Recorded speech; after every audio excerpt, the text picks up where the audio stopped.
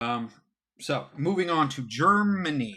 Well, we were talking about Germany a little bit, but Germany has gotten themselves in a pickle.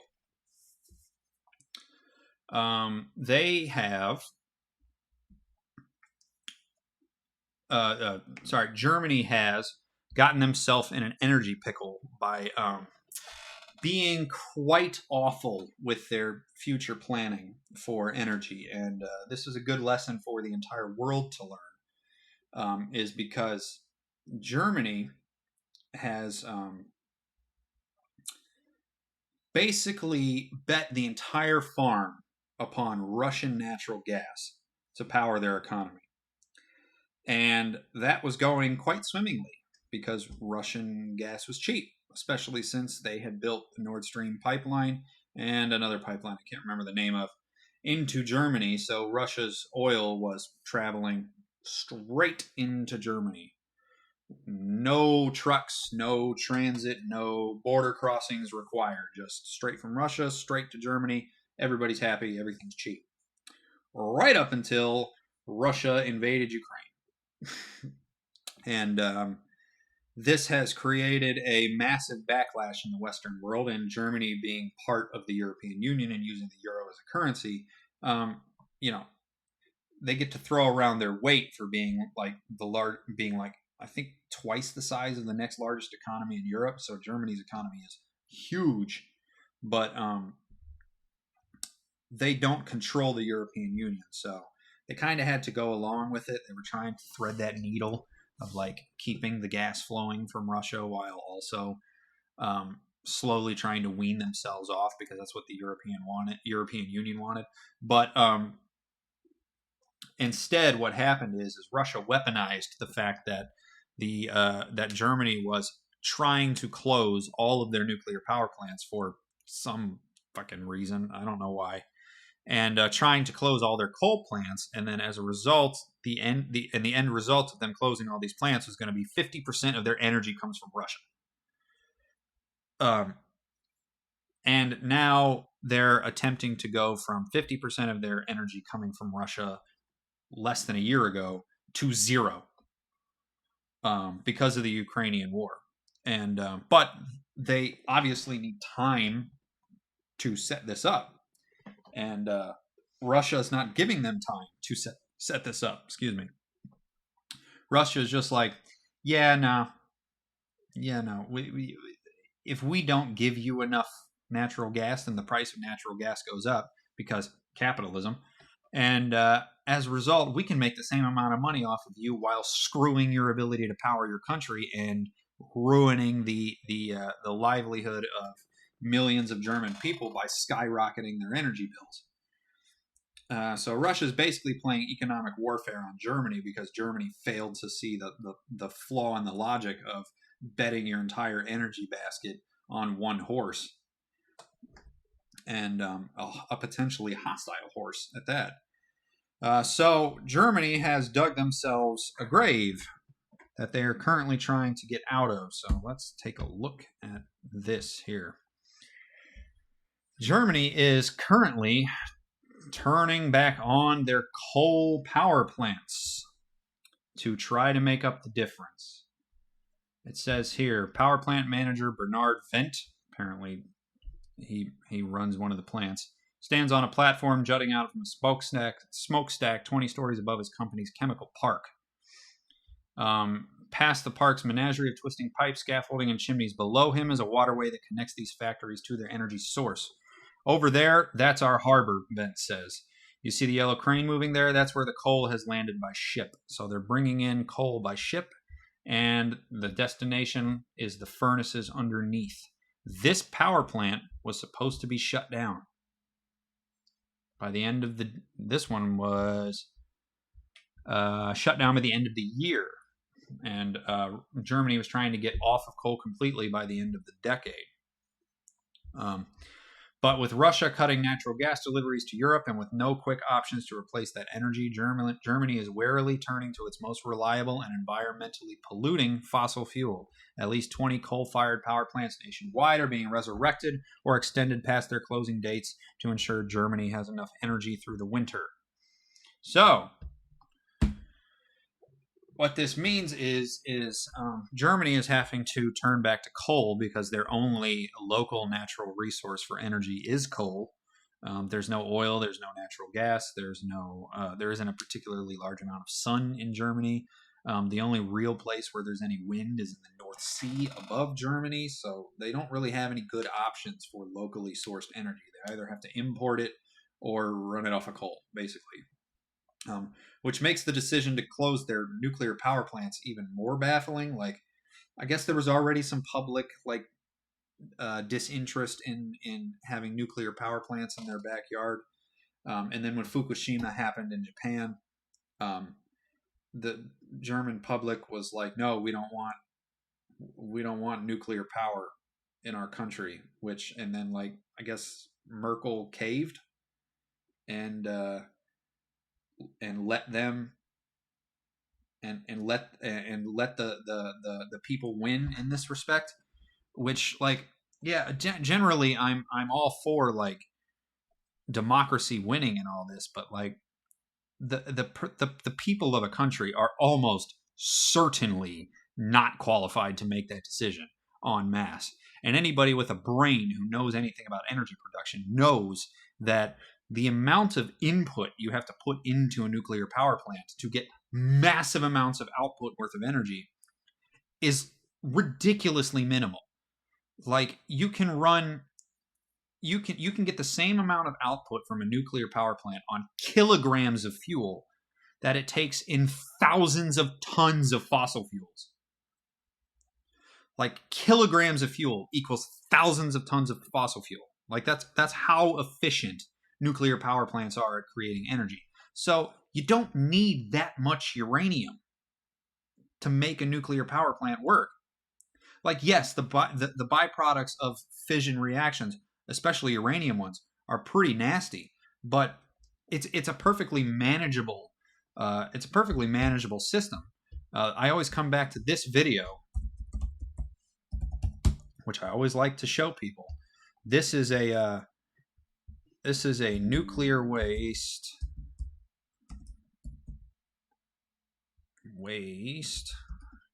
hit by train.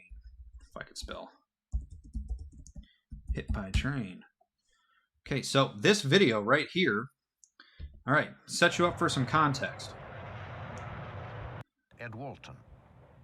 Inch of the journey was followed by all right, so it reached 100 miles an hour. Come on, here we go. Okay, so what they have done in this video is they have put a standard issue nuclear waste container on the railroad tracks. Okay, and this is a real train, mind you. This is not a decommissioned train being, where the engines have been taken out and there's nothing on it. This is a real running powered diesel train. Okay, thousands of tons worth of weight. All right, and they are getting ready to ram a nuclear waste container with it. Okay, this is just to prove how safe these things are. And watched from a safe distance by some 1,500 invited guests, it plowed headlong into the derailed flask and wagon.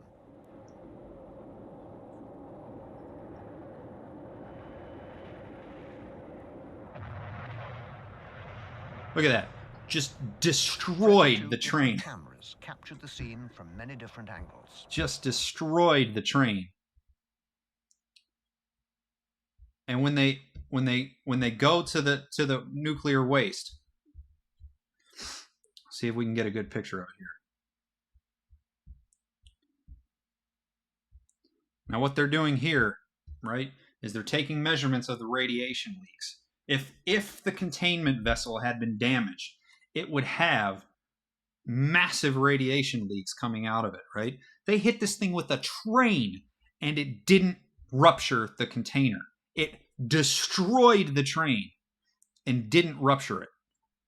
So I bring this up because people think that nuclear waste is hard to manage. It's not, because in order to make something radiation proof, in order to stop the radiation from getting out, you have to wrap it in so much concrete that it essentially becomes indestructible.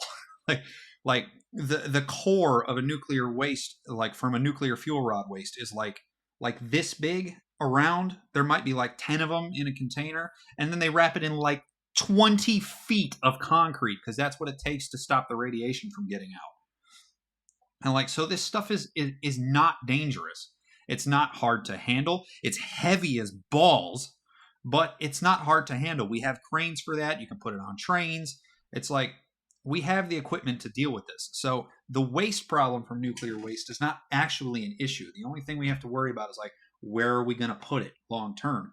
And to be honest, there's a lot of really deep mines in the world that could take all of our nuclear material for like thousands of years. And we would not run out of space. So,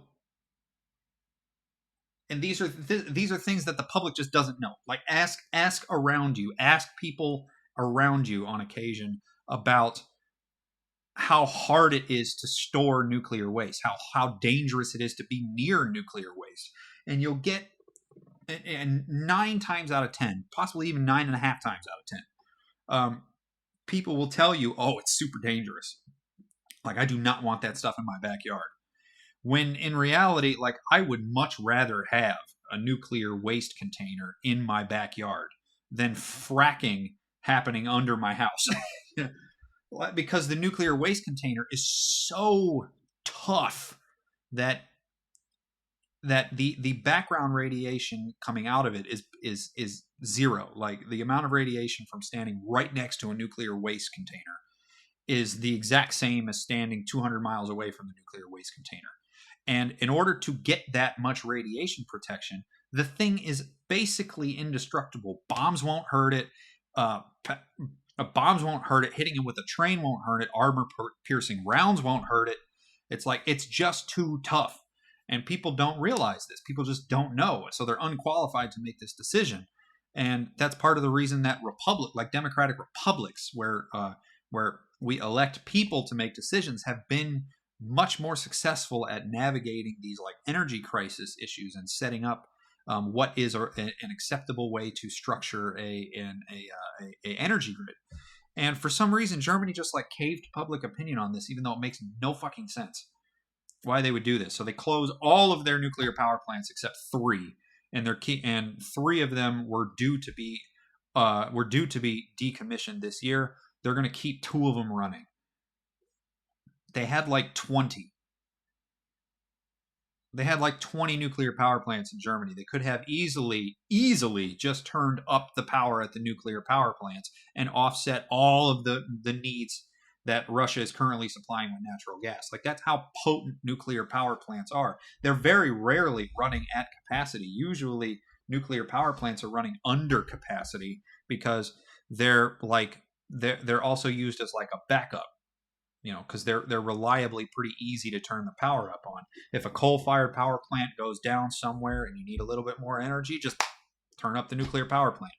Takes a couple of minutes. If the reactor is already running at low temperatures, just turn it up a little bit.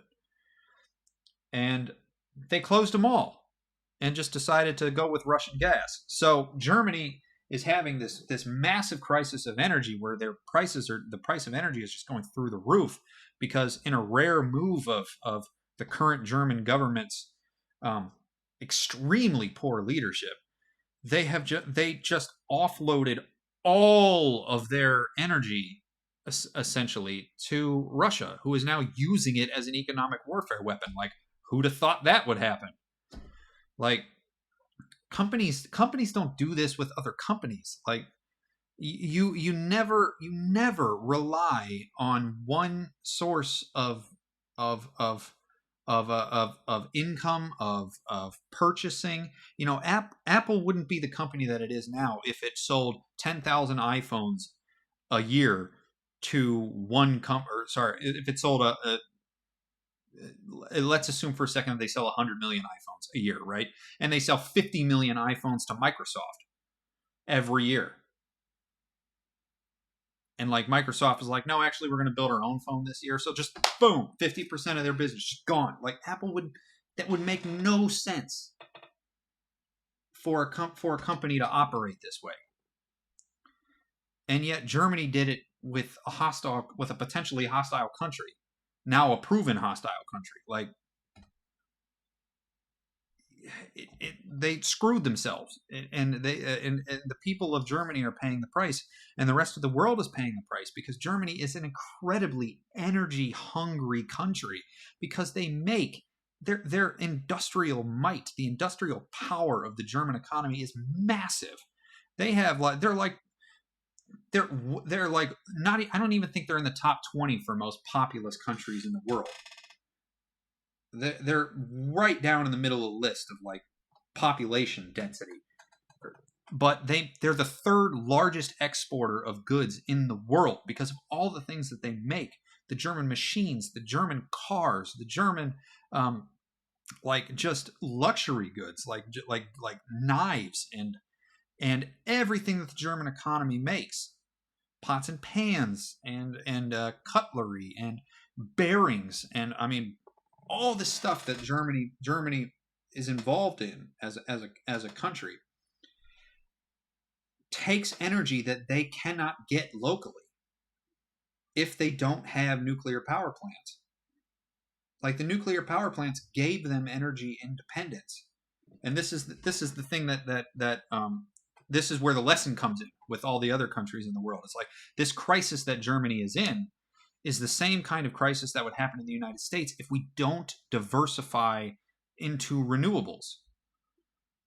Like Germany, like nuclear power plants are, for all intents and purposes, a renewable energy source. Like technically, there's only so much uranium on Earth, but the amount of uranium on Earth versus the amount of fuel it takes to run a nuclear power plant is so wide that we will never hit that target. We will never make it to the point where we run out of uranium for nuclear power plants. So it is, for all intents and purposes, renewable. It's clean. It only produces steam and nuclear waste, which we've already established. Not that hard to deal with. So diversifying your energy supply into renewables, into especially nuclear. Nuclear is very expensive to build out. It takes a very long time to get a nuclear power plant running. These are all things that I admit. But once they're there, they are ridiculously safe and reliable, and they are dumb powerful for their size. Like the amount of space you would need in solar panels to get the same output and energy that a nuclear power plant can take up. It's no contest. It's like 10 times the space in solar panels that a nuclear power plant takes up to produce the same amount of power. It might even be worse than that. I don't actually know the number off the top of my head. It's been a very long time since I saw that comparison. But it is stupid high. And so the United States could learn from this. And to be fair, the United States is actually not doing too bad of a job about diversifying our electricity supply. We're building wind farms at a pretty good clip. We have plenty of space to put wind farms in. We got plenty of land that gets plenty of sun, which Germany does not have. So we can build a lot of solar power plants. It would be nice if we had some more nuclear power plants open, but we also are getting coal is also not cost competitive in the United States anymore. Natural gas has dethroned it as the cheapest option, and natural gas is much cleaner than coal is. It's still not totally clean, and we need to eventually kick it too. But the United States has done a good job diversifying, and as a result, we can produce almost all of our energy domestically. Like we sell oil and natural gas on the world market, but again, capitalism, baby. But we don't have to. If the United States government deemed it necessary to keep domestic production of energy in the United States, we have all of the capacity to power the United States on our own. And it's because the United States supply of energy is diversified. We have, well, the Hoover Dam is struggling right now because the Colorado River flow is down significantly because of climate change at the moment. But the Hoover Dam, so much power comes out of that thing. And up until recently, it was completely renewable. And this is the case. This should be the case with a lot of countries. The United States has done a remarkably good job at keeping our energy consumption below what we can domestically output. And Germany just absolutely failed at this.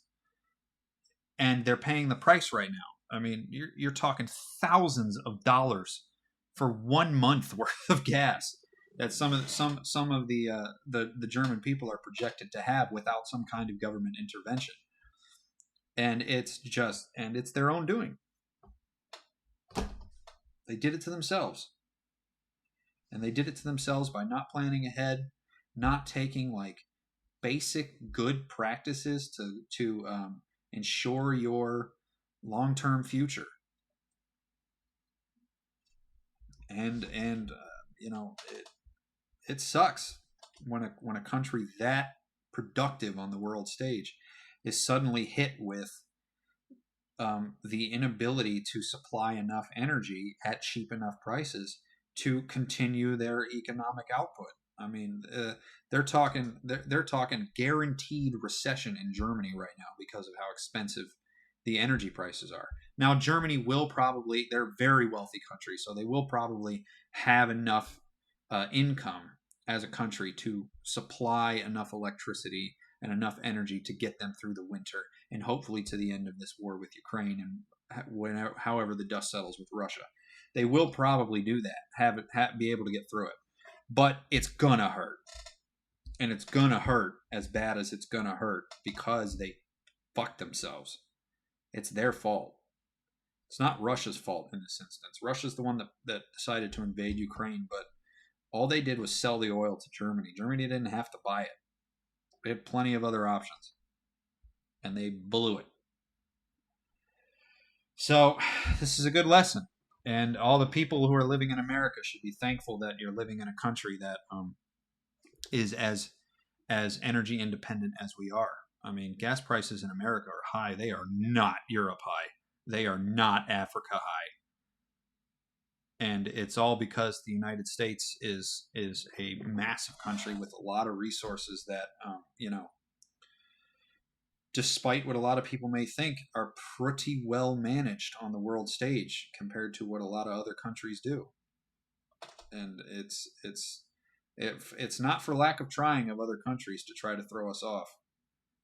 You know, a couple of times countries have managed to make it bad. You know, the oil crisis in the 70s.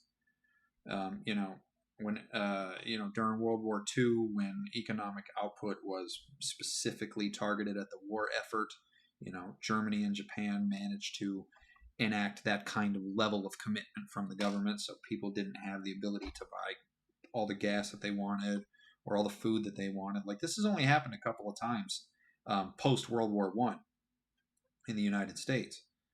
And I don't think enough Americans realize how lucky they are to be in that situation when the rest of the world is just nowhere near the natural resources that we have as a country, nowhere near the ease of moving goods around vast swaths of land.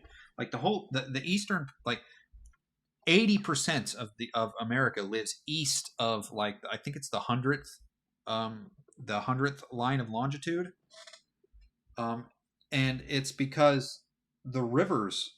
You know, you can currently go from the Mississippi River, from the Great Lakes to the Mississippi River, all the way down to the Atlantic, and then go all the way around the tip of Florida and all the way back up the East Coast and then back in the St. Lawrence Seaway and go back into the Great Lakes. You can do a shipping loop around the entire eastern United States. And all of it's connected by water, which is the most efficient way of moving goods around. And then you have the Ohio River. The Ohio River goes deep into the Appalachians where you can ship stuff. It's navigable way up into the Appalachians. And then you have tons of other rivers that branch off that are all deep enough and wide enough for ships to go down. And all of that land where those rivers navigate through is all arable land that you can use for farming. Mostly. It's a little tough in the mountains some places, but there's tons of arable land out there that you can build. You can build cities on knowing that you have good water. You can put farms on knowing that there's good soil there. And no other country on earth has that large of a reserve of natural resources. And then you go out west, and there's all of the resources in the desert that are to be fair, difficult to get to, but are out there. Giant aquifers under Las Vegas that they're currently using for water. The Colorado River, which, to be fair, has been drying up because of climate change, but for the longest time, like, just crazy amounts of water that we could use in the desert to have just cities, just, I mean, everywhere. And the United States is a ridiculously well-managed country as far as natural resources go relative to the rest of the world. Even to other large countries like China. China imports buckets of oil and natural gas to run their power plants on. And they've been kicking up more coal. And it's because they don't have the oil reserves and the natural gas reserves that the United States does. So we are the luckiest country on Earth as far as like resources and stability goes. And the flip side of that has been Germany. They're completely reliant upon the world market. And if the world market breaks down for some reason, they're fucked. And it didn't have to be this way. They could have managed their energy resources better. They could have built more nuclear power plants. They could have more aggressively went after renewables. They could have made partnerships with countries that are more stable. They could have, rather than build pipelines for cheap energy they could have shipped it in on ships through the Mediterranean. They could have bought some from the United States. Would have been a little more expensive, to be fair. But they could have not gone all eggs in one basket on a country that was potentially hostile. So, all of this is to say, renewables are good. A mix of renewables are good. And diversifying your energy supply is always the best option, even if it would be cheaper not to do it. And just know that if you live in the United States, you got it good. Don't underestimate just how good it is here in the United States for stuff like that. We are the luckiest country on earth. And I don't praise the U.S. as a country for all that much. But on that one particular thing, the United States is very well managed compared to a lot of other countries. So, food for thought.